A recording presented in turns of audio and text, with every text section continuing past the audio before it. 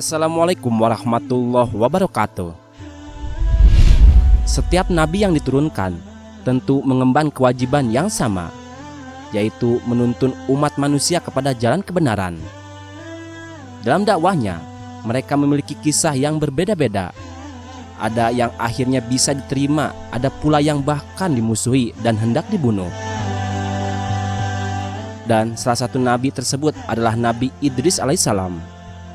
Nabi Idris alaihissalam disebutkan hidup sekitar 4533 sampai dengan 4188 sebelum Masehi.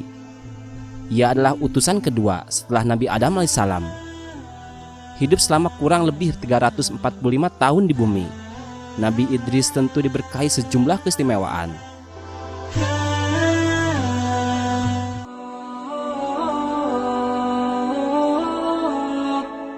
Nabi Idris alaihissalam sendiri berasal dari kata darasa, yang artinya belajar.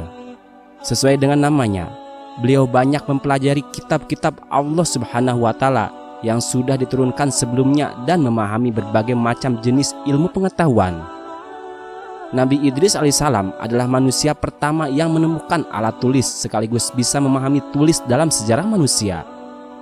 Tak heran jika kemudian ia menjelma menjadi nabi cerdas yang bisa memahami ilmu falak atau perbintangan, merancak atau merawat kuda, atau bahkan matematika yang dianggap susah oleh kebanyakan orang.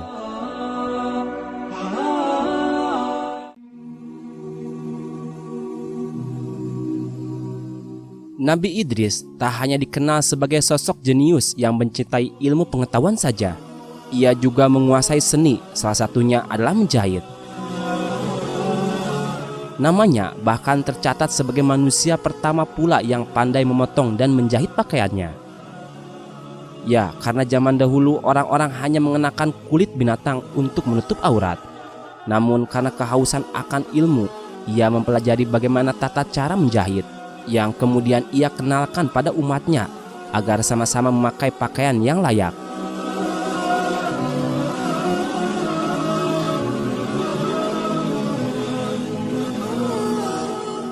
Nabi Idris alaihissalam juga diceritakan adalah sahabat dari malaikat Israel, yaitu sang pencabut nyawa. Suatu hari, malaikat Israel merasa rindu kepada Nabi Idris alaihissalam dan mendapat izin dari Allah untuk menemuinya di bumi. Mereka berbincang banyak hal. Kemudian setelah 4 hari, Nabi Idris alaihissalam menanyakan tentang bagaimana tugasnya sebagai malaikat pencabut nyawa. Malaikat Israel menjawab bahwa ia melihat nyawa manusia bagaikan hidangan. Ada banyak sekali yang harus dimakan. Seketika itu juga, Nabi Idris alaihissalam meminta malaikat Israel mencabut nyawanya dengan izin Allah Subhanahu wa Ta'ala. Tapi syaratnya ia ingin dihidupkan kembali. Hal tersebut pun dipenuhi sang malaikat Israel. Malaikat Israel bisa melihat bagaimana Nabi Idris menjerit kesakitan, menahan sakaratul maut.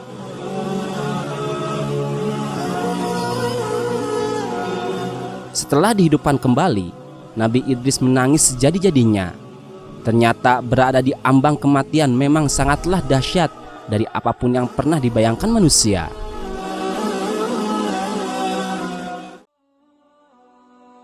Keistimewaan lain yang diberikan kepada Nabi Idris alaihissalam adalah mengunjungi neraka, tempat di mana para pelaku maksiat berakhir.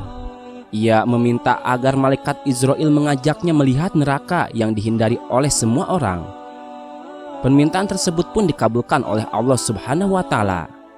Namun saat hampir dekat, Nabi Idris alaihissalam langsung pingsan. Nabi Idris bisa melihat bagaimana menakutkannya wajah para malaikat penjaga neraka. Pada akhirnya, ia bersama sang pencabut nyawa melihat setiap detail orang yang mendapat siksaan. Api yang berkobar dahsyat, serta berbagai bunyi menakutkan yang berasal dari orang-orang yang disiksa.